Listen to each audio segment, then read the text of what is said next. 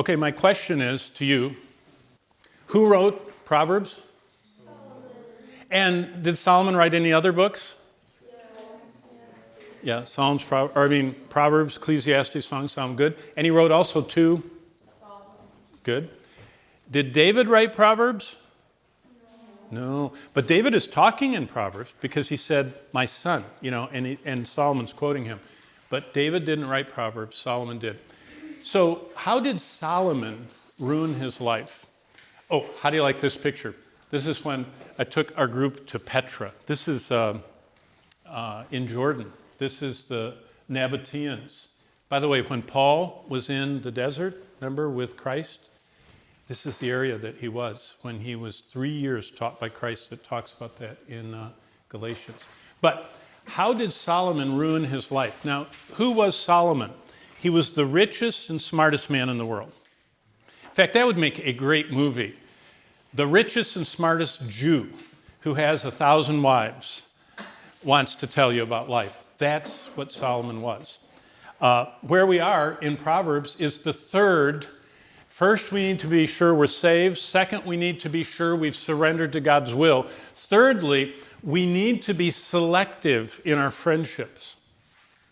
And we need to avoid ruining our life like Solomon did. God says be selective in your friendships. Look at Proverbs 12:26. And by the way, these that I point out are ones I have underlined.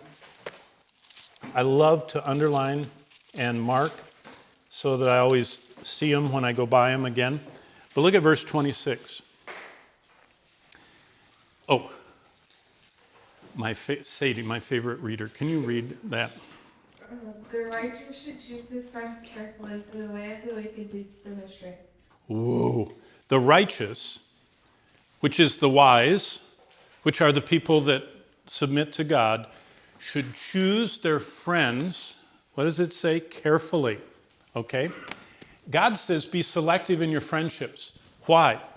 Do any of you, have you memorized in Awana or something, James 4:4? Does anybody know James 4:4? You adulteresses and adulteresses, know ye not that friendship with the world is enmity with God?